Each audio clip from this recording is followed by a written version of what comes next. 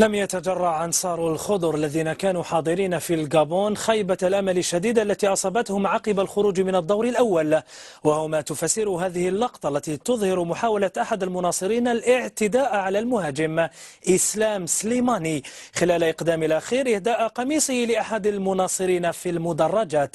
تابعوا هذه اللقطة.